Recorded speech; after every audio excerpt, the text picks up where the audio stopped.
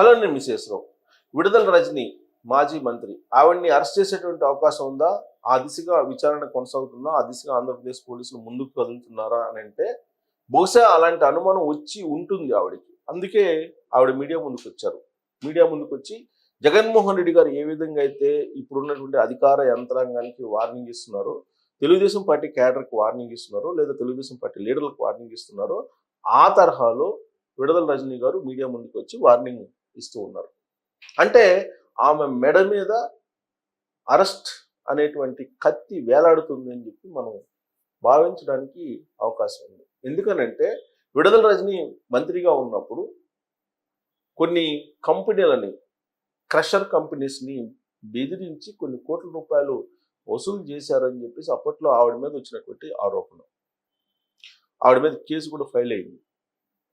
మళ్ళా తిరిగి డబ్బులు ఇవ్వడానికి కూడా సిద్ధపడ్డారని చెప్పి కూడా తెలుస్తుంది. అసలు ఎన్నికల ముందు 2024 ముందు టికెట్స్ ఇప్పిస్తానని చెప్పేసి ఆవిడేదో డబ్బులు వసూలు చేసి 5 కోట్లు 3 కోట్లు సజ్జల రామకృష్ణారెడ్డికి ఇచ్చారు అని చెప్పి ఇంకొక న్యూస్ అప్పట్లో వచ్చింది. ఆ తర్వాత ఎవరైతే డబ్బులు ఇచ్చారో టికెట్ని ఆశించి వాళ్ళకు మళ్ళా ఈ డబ్బులు ఇచ్చేసి సరి చేసుకున్నారు, వివాదం కాకుండా అనేది కూడా అప్పుడు వచ్చినటువంటి న్యూస్. ఆ కంటిన్యూషన్లో వైఎస్ఆర్ కాంగ్రెస్ పార్టీ ఓడిపోయిన తర్వాత ప్రభుత్వంలోకి కూటమి ప్రభుత్వం వచ్చిన తర్వాత గుంటూరు దగ్గర ఉండేటువంటి ఒక క్రషర్ కంపెనీ యజమాని విడుదల రజని మీద కేసు పెట్టారు. అప్పట్లో ఆవిడ ఒక 3 కోట్ల రూపాయలు ఏమో డిమాండ్ చేశారని, అది కనుక ఇవ్వకపోతే కనుక ఆ క్రషర్ కంపెనీ మీద ఫైన్ 5 కోట్లు వేస్తామని చెప్పి బెదిరించారు. విడుదల రజని పిఏ కూడా దాంట్లో ఇన్వాల్వ్ అయి ఉన్నారు అని కేసు పెట్టి, ఆ రోజు ఉన్నట్టు విజిలెన్స్ ఎస్పీ కూడా ఈ కేసులో ఇన్వాల్వ్ అయి ఉన్నారు అని చెప్పి ఆయన మీద కూడా అనుమానం వ్యక్తం చేసేలా కేసు పెట్టారు. అప్పుడు క్రషర్ కంపెనీ యజమాని దాని మీద విచారణ చేశారు. విచారణ చేసి మరి చర్యలు అయితే ఎవరి మీద తీసుకున్నట్టు కనిపించట్లా. అది తెరమరుగైంది. తెరమరుగంగానే ఇటీవల కాలంలో ఒక వీడియో బయటకు వచ్చింది. ఏ వీడియో అది అని అంటే ఎస్సీలని దుర్భాషలాడుతూ ఆవిడ తిట్టినటువంటి వీడియో ఒకటి బయటకు వచ్చింది. ఆ వీడియోని కోటి అనే అతను, తెలుగుదేశం పార్టీకి సంబంధించిన పిల్లి కోటి అనే అతను లీక్ చేశాడు అని చెప్పి తెలుసు. ఆయన ఇచ్చినటువంటి ఫిర్యాదు మేరకు ఆయనే ఫిర్యాదు ఇచ్చాడు విడుదల రజని మీద. ఎస్టీలని కించపరుస్తూ విడుదల రజని మాట్లాడారు, ఎస్సీలను బెదిరించారు అని చెప్పి ఆరోపణ చేస్తూ కేసు పెట్టారు, కంప్లైంట్ చేశారు. కంప్లైంట్ చేస్తే ఆ కంప్లైంట్ని బేస్ చేసుకొని ఎఫ్ఐఆర్ చేశారు ఆంధ్రప్రదేశ్ పోలీసులు. ఎఫ్ఐఆర్ చేస్తే ఇప్పుడు ఆ కేసు విచారణకి ఆవిడ హాజరు కావాలి. హాజరు కాకుండా ఆ కేసు ఫైల్ అయిన విషయం తెలుసుకున్నటువంటి విడుదల రజని గారు మీడియా ముందుకు వచ్చారు. ఈ కేసు వెనక ఎవరున్నారని చెప్పి ఆవిడ అనుమాన పడుతున్నారు. మాజీ మంత్రి పత్తిపాటి పుల్లారావు గారు ఉన్నారని చెప్పి అనుమాన పడుతున్నారు. అందుకే పత్తిపాటి పుల్లారావు గారిని టార్గెట్గా చేసి, మీరు ఇదే తరహాలో కేసులు కనుక మీరు ఫైల్ చేసుకుంటూ వెళ్తే తాను 30 సంవత్సరాల పాటు ఇదే కాన్స్టిట్యున్సీలో ఉండి మీ అంతు చూస్తాను, వడ్డీతో సహా మీ దగ్గర నేను వసూలు చేస్తాను అని చెప్పి ఆవిడ సీరియస్ వార్నింగ్ ఇచ్చారు. ఇదే వార్నింగ్ జగన్మోహన్ రెడ్డి గారు కూడా తరచూ ఇస్తూ ఉన్నారు. సుబ్బారాయుడు అని తిరుపతిలో ఉండేవాళ్ళు తొక్కిసలాటకు ముందు. తొక్కిసలాట తిరుపతి జరిగిన తర్వాత ఆయన్ని బదిలీ చేశారు. ఆయన గురించి డైరెక్ట్గా మాట్లాడుతూ జగన్మోహన్ రెడ్డి గారు, డిప్యుటేషన్ మీద ఇక్కడికి వచ్చావు సుబ్బారాయుడు, 7 సముద్రాల అవతల ఉన్నా మళ్ళీ మేము అధికారంలోకి వస్తాం, నిన్ను తీసుకొచ్చి శిక్షిస్తాం అని చెప్పి ఆయన వార్నింగ్ ఇచ్చారు. ఇటీవల కాలంలో కడప డిఎస్పి ఆయనకి కూడా వార్నింగ్ ఇచ్చారు. రాబోయే రోజుల్లో మేము అధికారంలోకి వస్తాం, మిమ్మల్ని నిలదీస్తాం, నడు రోడ్లో నిలబెడతామని చెప్పి.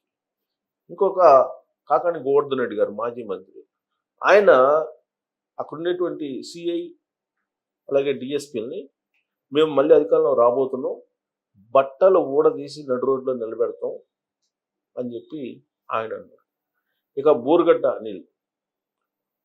అనిల్ అలాగే ఈ మధ్యకాలంలో తులసి బాబు వీళ్ళు అరెస్ట్ అయ్యారు. బూరగడ్డ అనిల్ అయితే పోలీసుల్ని మీడియా ఎదుటే కించపరుస్తూ మాట్లాడారు.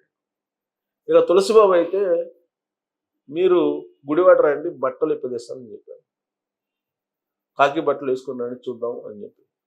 అంటే ఇప్పుడున్నటువంటి ప్రభుత్వం కూటమి ప్రభుత్వం, వైఎస్ఆర్ కాంగ్రెస్ పార్టీ ప్రభుత్వం కాదు. అయినప్పటికీ వైఎస్ఆర్ కాంగ్రెస్ పార్టీకి సంబంధించినటువంటి లీడర్లు వాళ్ళు ఇస్తున్నటువంటి వార్నింగ్లు చూస్తుంటే కనుక ఇది అధికార యంత్రాంగాన్ని ఒక రకంగా భయపెట్టేలా, వాళ్ళకి వార్నింగ్ ఇచ్చేలా, అధికార యంత్రాంగాన్ని పనిచేయకుండా చేసేలాగా చేస్తున్నట్టు ఈ వార్నింగ్లు కనిపిస్తుంది. యాక్చువల్గా విడుదల రజని సోషల్ మీడియాలో చాలా యాక్టివ్గా ఉంటారు, ప్లస్ ఎడ్యుకేటెడ్. ఆవిడ సైబరాబాద్లో చంద్రబాబు నాయుడు గారిని నాటినటువంటి మొక్క. ఆవిడ బాగా ఉన్నతమైనటువంటి చదువులతో ఉన్నారు కాబట్టి ఈ స్థాయి వార్నింగ్లు అధికార యంత్రాంగానికి ఇస్తారని చెప్పి ఎవరు ఎక్స్పెక్ట్ చేయలేదు. కానీ జగన్మోహన్ రెడ్డి గారు ఏ విధమైనటువంటి వార్నింగ్ ఇచ్చారో అంతకు మించిన విధంగా విడుదల రజని గారు యంత్రాంగానికి వార్నింగ్ ఇచ్చారు. తెలుగుదేశం పార్టీ క్యాడర్ కూడా ఇచ్చారు. తెలుగుదేశం పార్టీ క్యాడర్ అందరినీ మేము గుర్తుపెట్టుకుంటున్నాం, ఎవరైతే వైఎస్ఆర్ కాంగ్రెస్ పార్టీకి సంబంధించినటువంటి వాళ్ళని ఇబ్బంది పెడుతున్నారో వాళ్ళందరికీ వడ్డీతో సహా చెల్లిస్తాము అని చెప్పి ఆవిడ వార్నింగ్ ఇవ్వడం జరిగింది. సో విడుదల రజని గారు ఆ స్థాయిలో రిజెక్ట్ అయ్యారంటే ఖచ్చితంగా ఆమె మీద పగడ్బందీగా కేసు బుక్ అయింది. పగడ్బందీ ఆధారాలతోటి, పక్కా ఆధారాలతోటి ఆవిడ మీద కేసు బుక్ అయిందని చెప్పి అర్థం అవుతుంది. మరి ఆ పిల్లి కోటి ఎవరో కానీ అతను ఇచ్చినటువంటి కంప్లైంట్, ఆ కంప్లైంట్ని బేస్ చేసుకుని సేకరిస్తున్నటువంటి ఆధారాలు ఇవన్నీ బహుశా పక్కాగా ఉండి ఉంటాయి. లేదంటే విడుదల రజని గారు అంత ఆందోళన చెందుతూ మీడియా ముందుకు వచ్చి మాట్లాడాల్సిన అవసరం లేదు. పైగా 30 సంవత్సరాల పాటు మేము అధికారంలో ఉంటాం, రాబోయే 30 సంవత్సరాల పాటు ఇక్కడే ఉంటాను, ఇక్కడ రాజకీయం చేస్తానని చెప్పి ఆవిడ వార్నింగ్ ఇస్తున్నారు. కానీ జగన్మోహన్ రెడ్డి గారు వార్నింగ్ ఇచ్చారంటే ఆయన ఏదో పార్టీ అధినేత, పార్టీ సంబంధించినటువంటి సుప్రీం అనుకోవచ్చు. కానీ ఈవిడ 30 సంవత్సరాలు ఉంటానని చెప్పి అంటున్నారు. ఆమెకి తెలుగులూరుపేట టికెట్ ఇచ్చి 2019లో గెలిపిస్తే వైఎస్ఆర్ కాంగ్రెస్ పార్టీ 2024కి వచ్చేటప్పటికి ఆవిడని గుంటూరు పంపించేశారు. మరి తెలుగులూరుపేటలో ఉండి నేను రాజకీయం చేస్తానని చెప్పి ఆవిడ ఎలా అనగలరు? అంటే సొంత పార్టీ పెట్టుకుంటారా?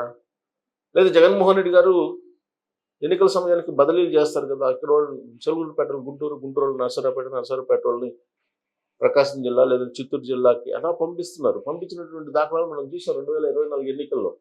మరి విడుదల రజని గారు ఆ స్థాయి వార్నింగ్ ఇచ్చారు, 30 సంవత్సరాల పాటు ఆ చిలుగులూరుపేటలో ఉండి చిలుగులూరుపేటలో రాజకీయం చేస్తారంటే బహుశా జగన్మోహన్ రెడ్డి గారు అభయం ఏమన్నా ఇచ్చారా?